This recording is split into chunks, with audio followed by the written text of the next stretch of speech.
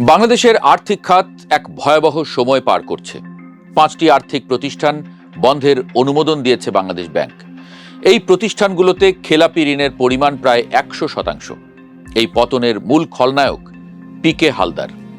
22 বছরের সাজাপ্রাপ্ত হয়েও স্বাধীনভাবে ঘুরে বেড়াচ্ছেন, আর এই সব প্রতিষ্ঠানের টাকা রেখে বিপদে পড়েছে হাজারো মানুষ। পিরোজপুরের নিম্ন মধ্যবিত্ত এক পরিবারের ছেলে মাত্র 10 বছরের মধ্যে কিভাবে দেশের এতগুলো আর্থিক প্রতিষ্ঠানের মালিক হলেন, কারা ছিলেন তার পেছনের গডফাদার, কিভাবে কাগুজে কোম্পানির মাধ্যমে লুটপাট চালিয়ে ব্যাংক খাতকেই ধসিয়ে দিলেন।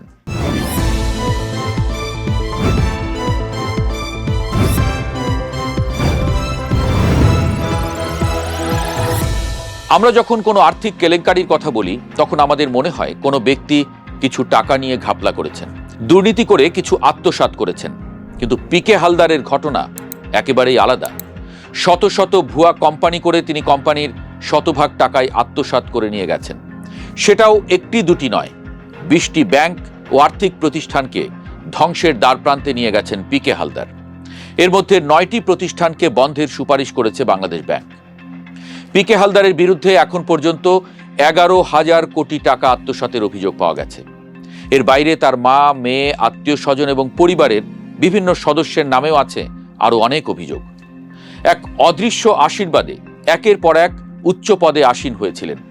2009 সালে মাত্র 34 বছর বয়সে স্বল্প ব্যাংকিং অভিজ্ঞতা নিয়েই রিলায়েন্স ফাইন্যান্সের এমডি হয়ে যান।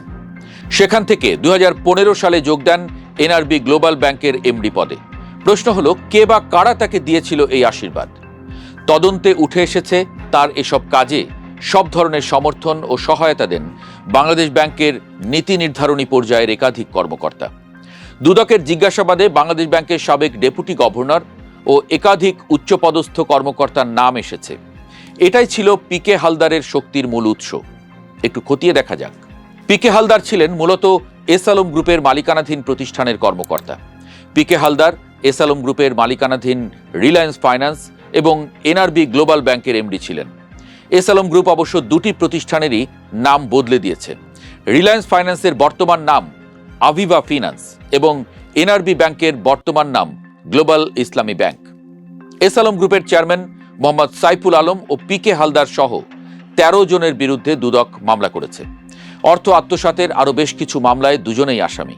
পিকে হালদারের মতো আরও বেশ কিছু পিকে হালদার ছিল এস আলম গ্রুপের পকেটে, যাদের কাজে লাগিয়ে বিভিন্ন ব্যাংক ও আর্থিক প্রতিষ্ঠান থেকে ব্যাপক অর্থ লুটপাটের অভিযোগ আছে।